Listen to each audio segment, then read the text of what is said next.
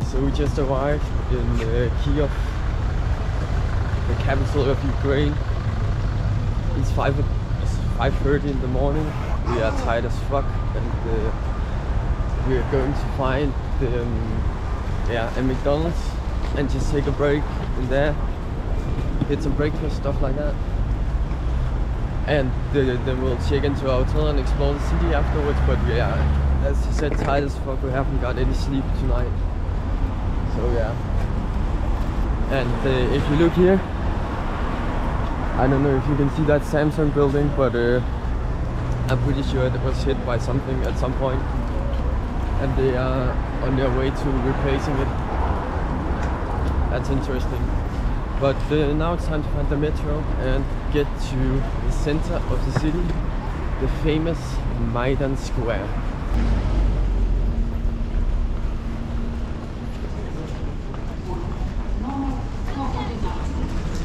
Wow. Holy shit. Altså må man ikke have kniv med ind eller noget?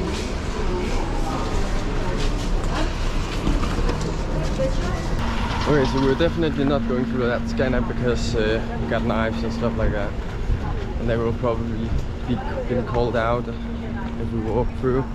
But it's fine because the metro station is actually over here, and the metro is what we need. So the metro is not open yet, but I think maybe the doors have opened now.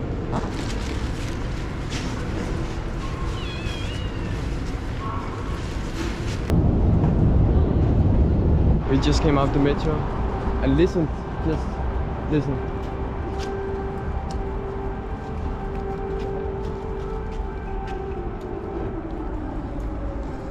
We got the air sirens. Fuck that. The fun thing is, I can't really see in the app. Okay, the entirety of Ukraine is apparently under strike from fighter jets, so yeah. We'll just head into the Maidan, and we might need to find a bomb shelter. The air siren just stopped, and you see all the fallen soldiers flag for them all. So I don't know what that alarm was about. It's maybe just an early warning kind of thing. There's still some people, but I think it's the best idea to head into a bomb shelter. Okay, so I'll just show you what the alarms are all about. It's all of Ukraine. You can see we got 2 fighter jets and a ship. So maybe we'll just camp out down here. We'll wait a little bit to see what's happening, how the situation develops, and oh, and one thing I forgot to mention, we're not really allowed to film in the metro. And even outside the metro, a guy was like, put that away. Of course we have to respect that, but it's a little extreme when it's outside the metro. We have arrived at the hotel, and we're going to sleep some now during the day because we're tired as fuck. Okay, so we've woken up, and we'll go find some food very soon. Make some food here in the apartment. We got a kitchen, so today is possible actually. If we want to, we can make food. Welcome to the kitchen. So today we're going to make some meats. We bought some in the supermarket, and we're going to make some cheese sauce with pasta. Yeah.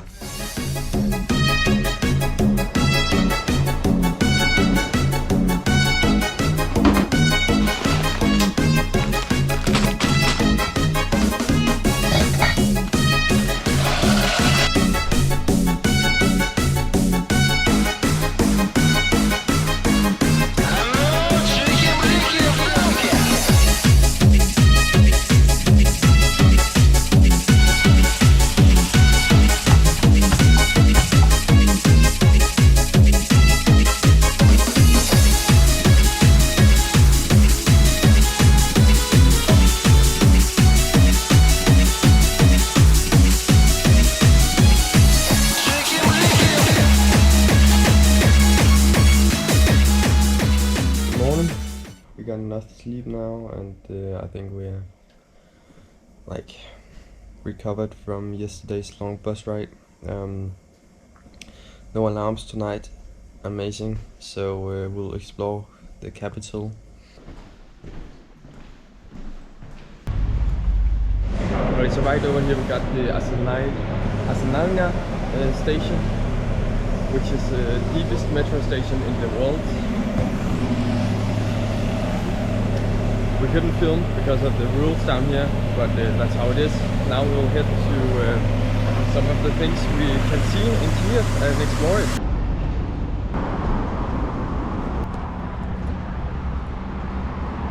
Where we're walking now seems like it's a war memorial from the Second World War in Ukraine, which was a part of the Soviet Union at that time. And we got the eternal flame down here, just as in Odessa, and it actually looks a lot like the same memorial type.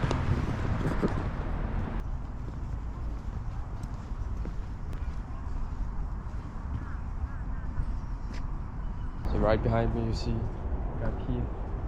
It's a huge city, biggest in Ukraine. And you can see why the deepest metro station in the world is right here, because it has to cross under the Dnipro river, and therefore it will have to be very deep here because we are on a hill. So you can just see. So the city of Kyiv, as you see behind me, this is just one half of it. It's a huge city in Ukraine. It got almost 3 million people living there. I think it was before the war though, so it's probably a little less now. So what you see here is the memorial for the Holodomor, also known as the genocide against the Ukrainian people under the Stalin regime, where it's estimated that over 3 million people died. And yeah, this is the memorial for it. It's a very sad thing that so many Ukrainians were killed and starved by the harsh policies of Stalin and the Soviet regime. Okay, so just right there we got the Kyiv lava monastery. Was built over 1,000 years ago, or almost 1,000 years ago, it should be, in the Kievan Rus Empire. And just look at the beauty of this. So there you see another part. It's so beautiful with those golden domes.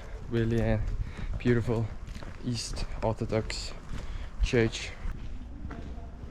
So we just paid for an entry ticket to this place, and just look, it's absolutely amazing. We can now see the museum and just experience all of it.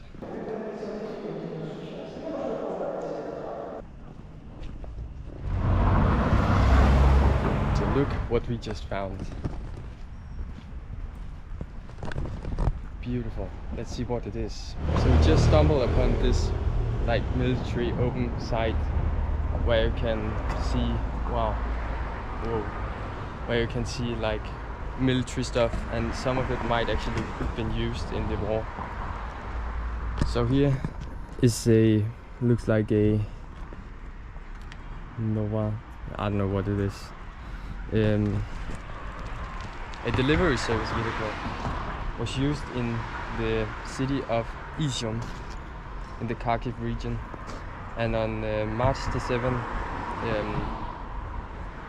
the Russians stole this car, and after the liberation of the city, which luckily happened, you can see how it looked like. That's sick, that's so sick. So some Russians had stolen this and they got annihilated. So right here we have a police car, which was used in a, you can say like an action where the National Guard tried to prevent some sabotage in Kyiv, and it ended in a shootout, and one officer was killed. So that's quite sad. We got some more cars here belonging to some of the fighters and some like maybe even volunteers. But this was used before the large-scale Russian invasion. So this awesome vehicle with this awesome armoring was used in Luhansk when the Russian aggressors started to attack Ukraine, and so it says that it saved a lot of people, and you can just see this awesome thing where you can like sit and shoot and shield it. And this is just awesome with the protection. Like just this little window for the driver to look out.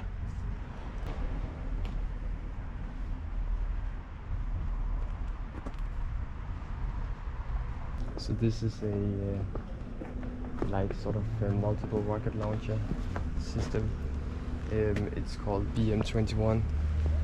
Just look at this thing. Built under the USSR. This thing was capable of launching a lot of missiles. To be exact, 40 missiles.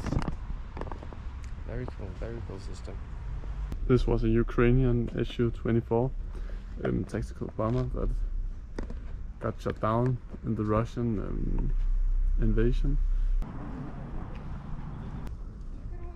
So what you see behind me is some sort of Russian armored vehicle, and it was destroyed in Ostomel airport when the Ukrainians took it back.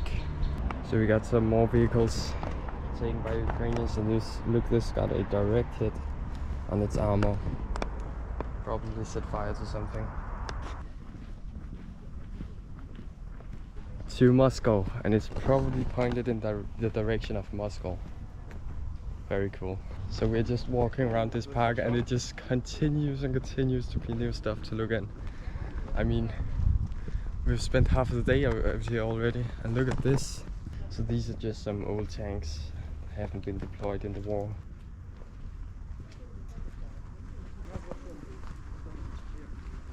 It says Ukraine, the shield of Europe. And they are unfortunately true. And look at this. This is blown off Russian vehicles and tanks. Just look at this one. It just probably flown far up into the air. And this looks like some missiles. And we got the top of a tank here. And some other missile stuff behind. Yeah, this is some of the larger missiles in this tank. So they got a bad system where it's Reloading. Yeah, it's self-reloading system in those tanks, old Soviet and Russian tanks, and they are very vulnerable. If you hit just below the like tank hit, they will just explode all the ammunitions, and this will fly far into the air.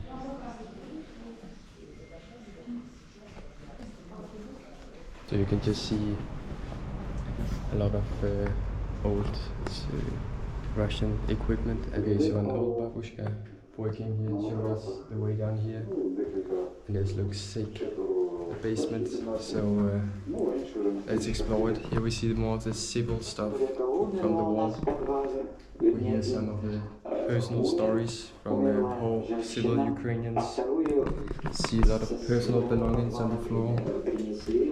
You see it's quite dark in here, and that is to show how people lived down here in 37 days. People slept down here and lived down here for 37 days under the occupation. It must have been horrible. And so here's someone who's talking about it. So right now I'm in a room that's like exactly put up like they lived. Just look at this. I might need to get some light, but they did not have light. Beds all over the place. Tables with the small amount of food they got. Some water. Here you see what foods they might have got. Old canned food. Maybe some Russian MREs they have found. Okay, so here we got a lot of stuff to look at. How cool is that?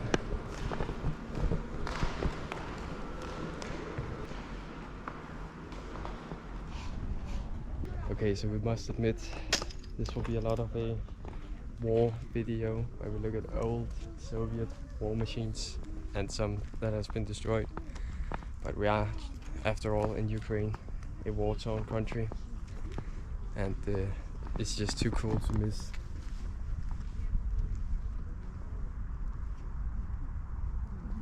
just behind us we got a massive missile.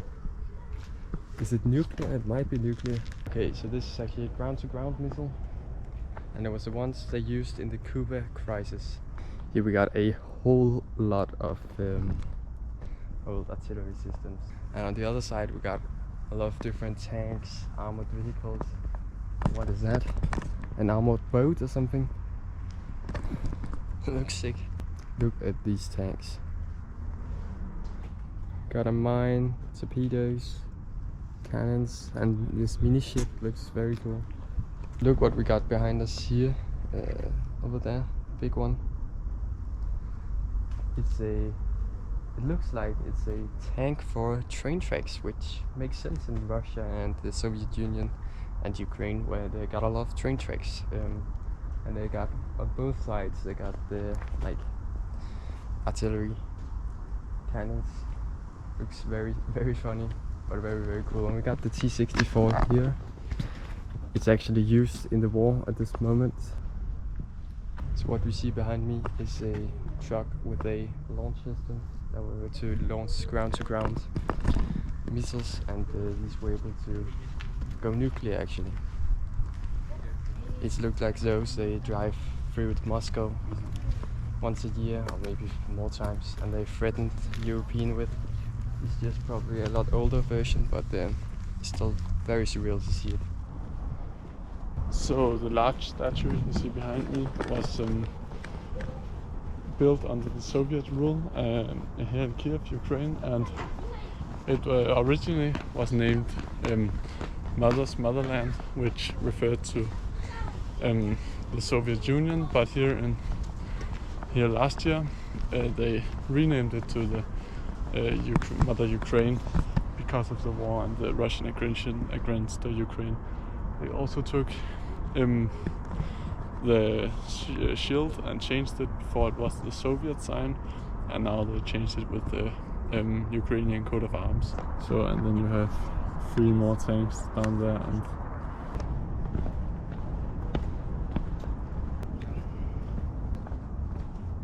we're going to take a metro now, and we'll find it, and we'll go back into the city center and explore that. So what you see behind me is the mighty Dnipro River, running straight through Ukraine and straight through the city of Kyiv. Right now we are standing on the Maidan Square in the middle of Kyiv, and the famous buildings behind me. So this is also called Independence Square, and it was here that they really got independence from the Soviet ruling, the Russian ruling, back when they were like sort of like Belarus today, where they are sort of with Russia, but they got independence after a revolution here. And this is now Independence Square, and the statue there is called Independence Monument. Okay, so now we're going to a bridge that got hit by a bomb for quite some time ago. You can see the bridge just over here. And the fun thing is that the day after the Russians' Kerch Bridge got hit, a couple days after, I don't remember exactly when it was, this bridge got hit as a retaliation. Very cringe of Russia, I would say. So it'd be very exciting to see how, if you can see it got hit even, because people are just walking over it. Maybe it's just been fixed completely, or maybe there's a mark, I don't know.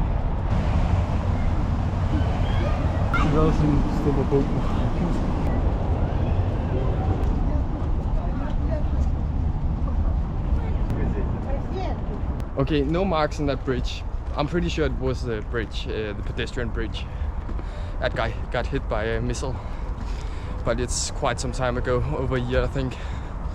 So yeah, they might have completely fixed it. Now we're heading up to some churches and stuff like that.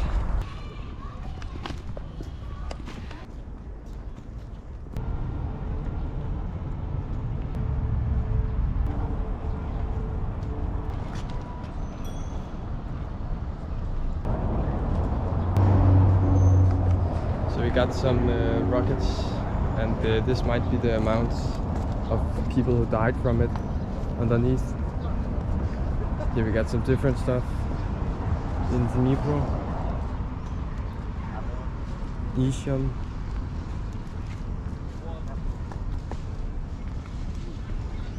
Volchansk,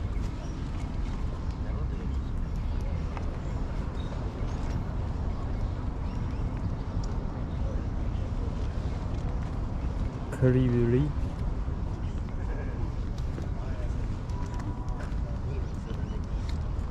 Zaporizhia. A lot of different cities, and I think these are people who have died, maybe so far, maybe by this missile, I'm not sure. Okay, so we're back at the hotel. Overall, it's been a very interesting time here in Ukraine. People have been so nice to us, really no problem being here in Kyiv. The only time there's been an alarm here in Kyiv was the first day, when we arrived. It was quite serious though, but yeah, it was alright. No problems there. So in general, Ukraine has been very peaceful while we've been here. A couple of alarms, but nothing really close call or something like that. Not even a missile hitting anywhere nearby. I'll definitely recommend you going to Ukraine if peace comes, and if you want adventure, you can definitely go here now. It's not as bad as the Western media portrays it. Yeah, this is basically the last night in Ukraine, so it was nice here. We're going home tomorrow in the morning, so yeah, you're gonna have to expect a lot of new journeys in the future, where we'll do stuff like this, change our content to more like historic, also where we like explore cities, but we'll also keep on doing urbex and climbing stuff, so you'll not completely miss out on that. But thank you for watching through this journey.